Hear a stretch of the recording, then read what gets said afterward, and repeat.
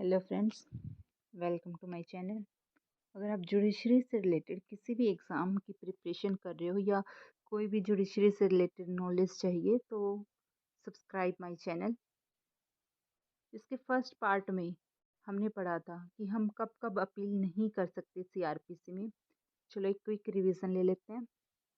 Mainly 3 section से जो हमें बताते हैं कि हम कब कब अपील नहीं कर सकते। सेक्शन 372, 375 और 376। 372 कहता था कि जब तक इस कोड में सीआरपीसी कोड में प्रोवाइडेड है तब तक आप अपील कर सकते हो। अगर इसमें प्रोवाइडेड है नहीं है तो आप अपील नहीं कर सकते। 375 कहता है कि अगर गुनाह करने वाला खुद गुनाह कबूल कर लेता है तो आप फर्दर अपील नहीं कर सकते, कुछ एक्सेप्शन से। वेरी स्मॉल पेटी केसेस में भी आप अपील नहीं कर सकते। आप डिटेल में पढ़ना चाहते हो तो मेरा फर्स्ट पार्ट इसी वीडियो का, इसी सीरीज़ का देख सकते हो।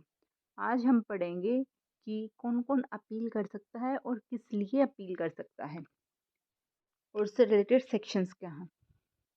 सबसे पहले कौन कौन अपील कर सकता है। फर्स्ट है कन्विक्टेड पर्सन। कन्विक्टेड मीन्स दोषी, जिस जो दोषी करार कर दिया गया है। अगर उसको लगता है कि मैं दोषी नहीं हूँ या मुझे सज़ा ज़्यादा मिली है, कुछ भी है, तो फर्दर अपील कर सकता है हायर कोर्ट्स में।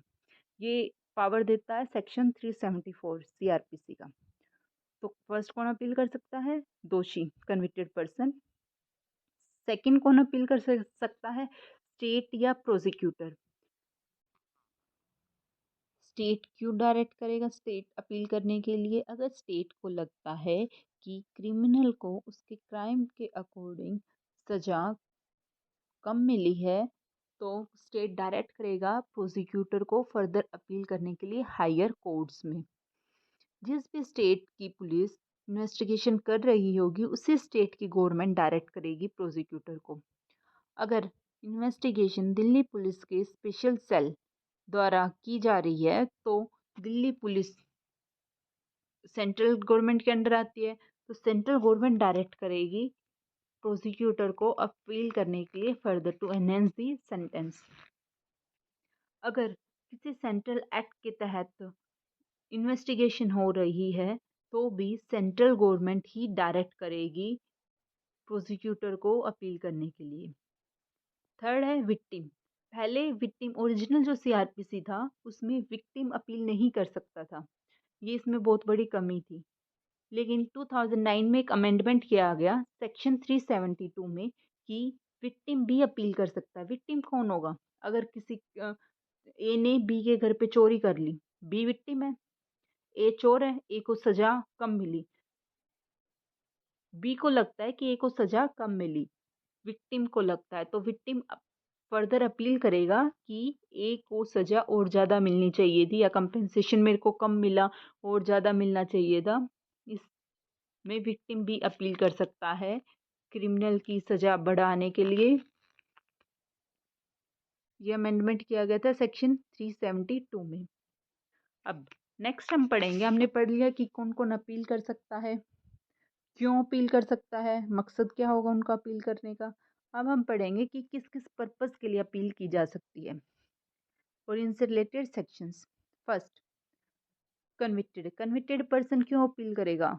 बरी होने के लिए, ताकि उसका जो गुनाह है या उसको जो सज़ा मिली है वो माफ़ हो जाए। फर्स्ट है एक्विटल बाय कन्विक्टेड, मतलब दोषी आदमी बरी होने के लिए अपील कर सकता है अगर उसको लगता है कि मेरे को गलत सज़ा दी गई है, मैंने ये क्राइम किया ही नहीं।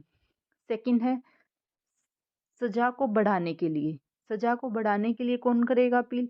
या तो स्टेट करेगा या विक्टिम करेगा। स्टेट करेगा तो वो करेगा सेक्शन 377 के अंडर। अगर विक्टिम करेगा तो वो करेगा 372 के अंडर। अब विक्टिम है, यस, विक्टिम ये तो नहीं बोलेगा कि इसने क्राइम किया है इसकी सज़ा कम करो, वो ऑब्वियसली सज़ा बढ़वाने के लिए ही अपील करेगा। थर्ड है reducing the sentence by convicted. दोषी खुद अपील करेगा कि मेरी सज़ा कम कर दो। Victim can also appeal. अब इससे नेक्स्ट पार्ट में हम पढ़ेंगे सेक्शन 374 डिटेल में। अगर आपको वीडियो पसंद आई है then like the video, comment and subscribe my channel. Thank you for watching.